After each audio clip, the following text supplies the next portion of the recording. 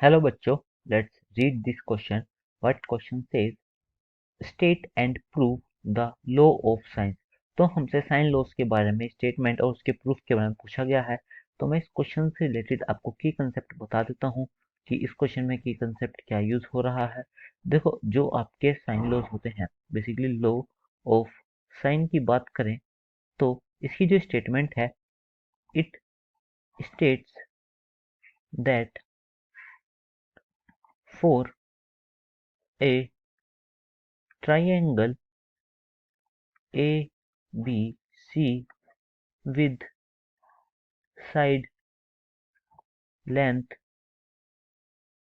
of small a, small b and small c, तो हमारे पास ये कंडीशन सेटिस्फाई होनी चाहिए कि a upon sine of angle a is equals to b upon sine of angle b is equals to c upon sine of angle c।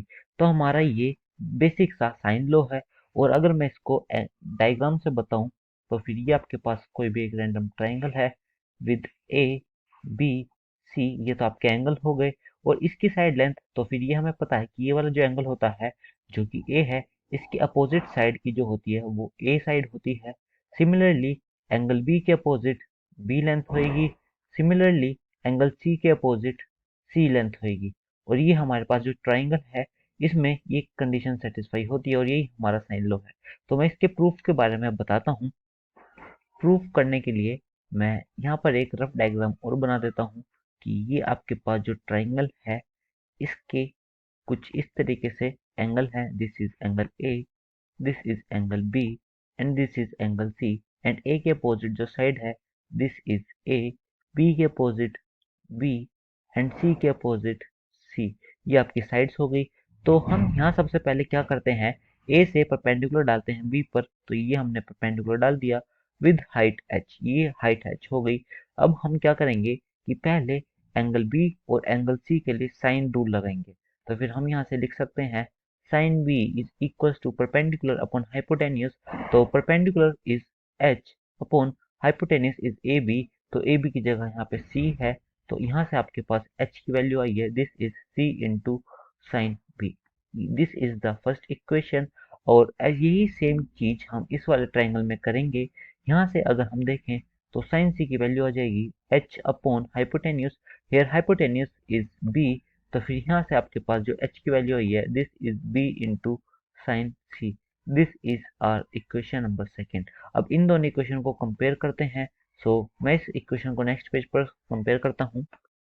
आपके first equation थी c into sine of b and second equation h is equal to b into sine of c।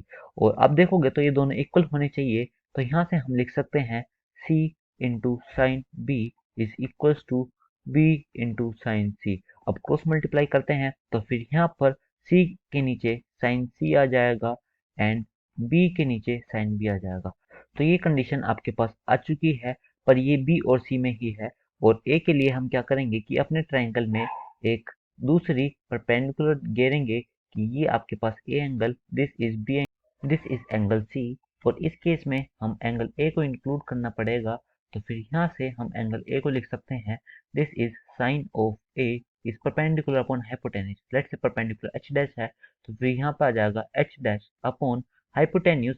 Hypotenuse आपकी simple ये वाली side थी। तो फिर ये तो आपकी सी है। मैं यहाँ पे भी दिखा देता हूँ कि ये आपकी ए थी और ये जो लेंथ थी, दिस इज बी। और यहाँ पे हाइपोटेन्यूज साइन ए के लिए सी है। तो फिर यहाँ से आपके पास जो एच डैश की वैल्यू आने वाली है, this comes out to be c into sine A. और ऐसे ही अगर हम देखें इस वाले ट्राइंगल की बात करें तो फिर यहाँ से हम साइन सी लिख सकते हैं, this is nothing but sine C is equals to H dash upon hypotenuse.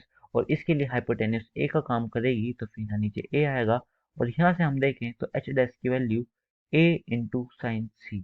और अब आप देखोगे कि ये जो इक्वेशन आई है और ये वाली जो इक्वेशन है, ये दोनों एच डैश को रिप्रेजेंट करती हैं। तो ये दोनों आपस में भी इक्वल होनी चाहिए।